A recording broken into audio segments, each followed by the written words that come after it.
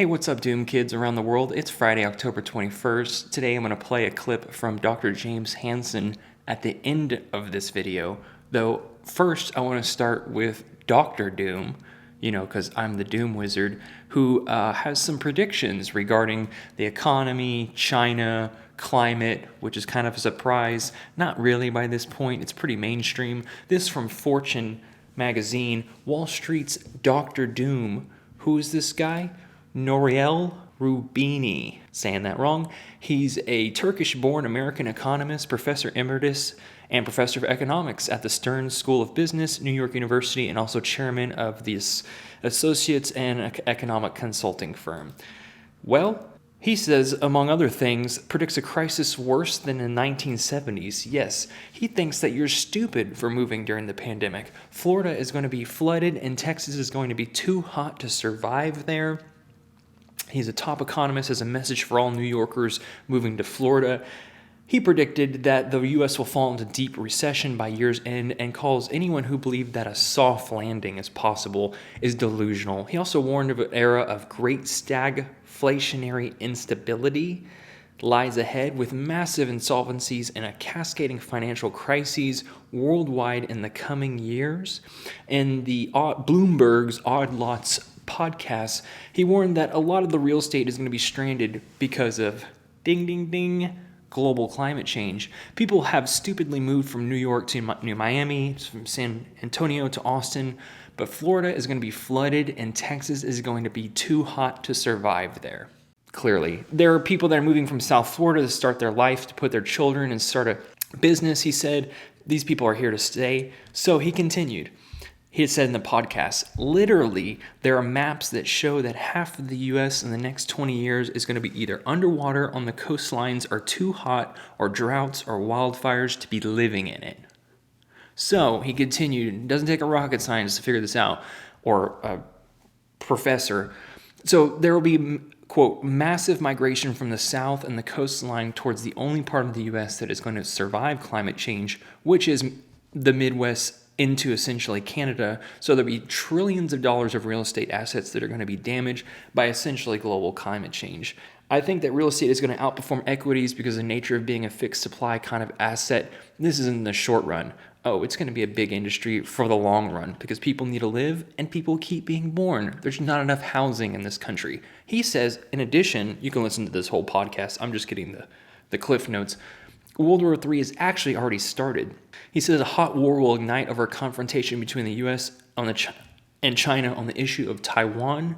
He says it's the beginning of something else regarding the war in Eastern Europe. World War III has already started. It started in Ukraine because this conflict has broader implications that are going well beyond Russia and Ukraine. He also admits that he believes that the direct confrontation between China and U.S. will take place within the next 5 to 10 years. I've also come to the same conclusion over the issue of Taiwan. Why Taiwan? Because Taiwan's semiconductor industry decapitated overnight. This is what annihilation looks like. Sanctions imposed on Biden to prevent business from sending cutting-edge processors required to run efficient AI algorithms in China. The sanctions require also any U.S. citizen in the Chinese semiconductor industry to quit their jobs or risk losing U.S. citizenship. Well, they certainly wouldn't do that. And this guy, Jason Schneider, admits that he, I guess, runs a group analyst. I'm not sure. He says one round of sanctions from Biden did more damage than all 4 years of performative sanctioning under Trump. So they're in hell and high water regarding technological advancement. Okay, so now we know. We have professors at professor at the economics Stern School of Business in New York University admitting that climate change, here he's an investor, that it's going to wipe out a bunch of people. How nearsighted he is to think that we'll all just pick up all these people and rebuild a whole new habitat in the Midwest. Maybe reunify with Canada, eh? So I want to end this video with a clip. I'm going to cut it short here. It is Friday. It's beautiful. It's going to be sunny all next week. And we'll all be looking back on this video in a month or two, wishing it was still then. This is from a climate emergency forum. Great channel. Not to mention Paul being, as Paul usually is, somewhat hopeful, admitting the dire strait situation that we're in, but also hoping for the best. I can't exactly knock him. Cheers to Paul and Dr. James Hansen. Hope you guys enjoy. I'll talk to you next week. See ya. Yeah, yes. And Okay. I don't know if Dr. Hansen wants to add anything about, how quickly, the consequences of climate change are accelerating.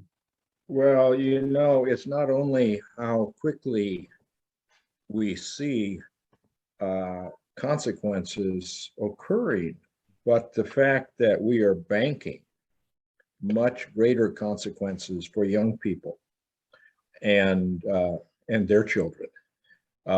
That's the issue which characterizes this problem because of the slow response of the climate system. The great thermal inertia of the ocean and the fact that ice sheets don't respond quickly. But once you start them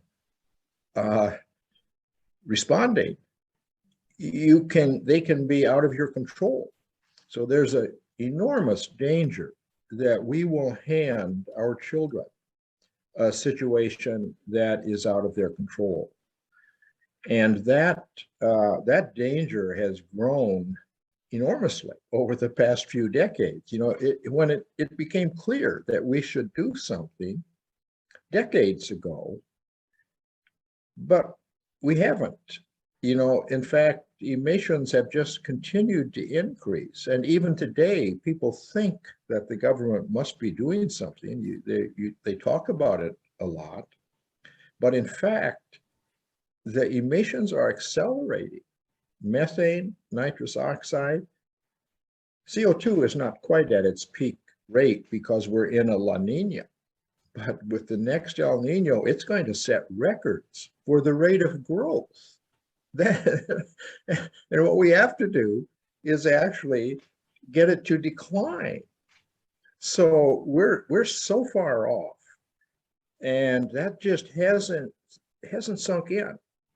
And even though we have international organization, the Framework Convention on Climate Change, and the conferences of the parties, some of the stuff that they're coming out with is pretty nonsensical. The last COP, the head said, well, we've kept within the possibility to stay under 1.5 degrees warming. That's absolute bullshit. There's too much inertia in the energy system and in the warming that's in the pipeline. Just because the planet is now out of balance by an enormous amount. Doesn't sound like much, a little more than 1 watt per meter squared, but that contains more than 1 degree Celsius additional warming. And we're already at 1.2. So yeah, we've past the point of being dangerous, but we can still deal with the situation if we begin to make fossil fuels pay their cost to society, and do that in a way which can be made global. And the United States should be the leader. We are by far the most responsible for the situation we're in, both on an absolute basis and even more so on a per capita basis. And we're derelict in not fessing up to that responsibility. And the government is not doing that now, even though they claim, oh, we're going to reduce emissions 50%. Well, that's you've got to do it in a way that can be made global. And we have to recognize our global responsibility, and we're not doing that. But this, if we succeed in this action, that will be a major step in the right direction, because the fundamental fact is you've got to make the price of the fossil fuels include their cost to society. And this would give you the chance to move in that direction.